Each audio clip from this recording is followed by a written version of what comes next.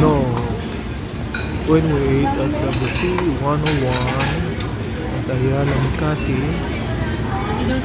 na-realize ko yung food is very important.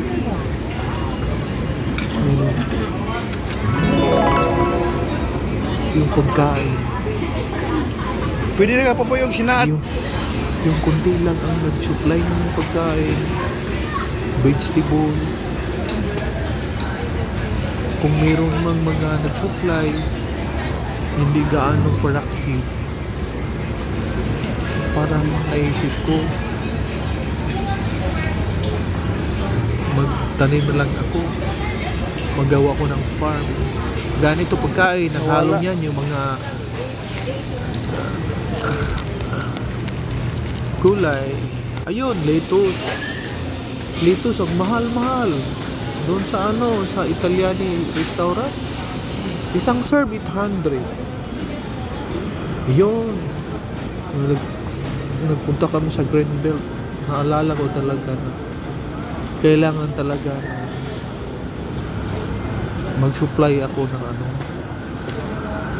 magawan lang ako ng farm para makasupply ng ganito. Napakamahal ng bilihin. Ang yung nakatrigger sa akin ay gusto ko na sana medyo mura man lang pagkain. Sana pagbigyan ako ng Lord ng time na makagawa ng farm at makasupply ng mga kulay na medyo mura na may abot kaya. Napakamahal ito yung mga gulay Hindi na, niya. pwede. Napakamahal. Grabe. Parang naano yung sarili ko. Ha?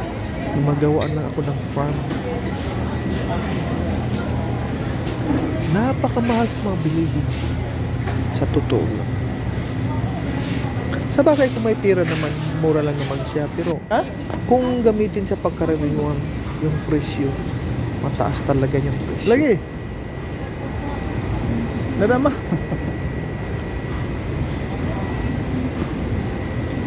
Kaya naisip ko, sana someday magkaroon ako ng farm. Ayan, mga ganyan. And orange na yung mga gulay. Pwede yan, cabbage, talong at iba't iba pa. Sana magkaroon ako. Pangarap ko talagang maging supplier ng mga pagkain. And hopefully, matupad yan at umpisahan ko yun. Oh. May maliit ako na lupa, umpisahan ko yun. Hanggat maaari. Ayun. Kung mag-supply ka ng mga pagkain, napakaganda.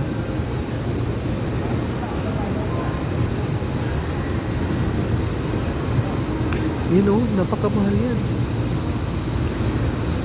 Hindi basta-basta mabili ng pangkaraniwan.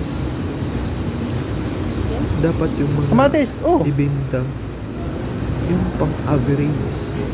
Kasi yung mga average na tao, sila yung napakarami kaysa mga mayayaman. Ayun. Parang naano ako na sana someday isa ako sa supplier ng mga pagkain.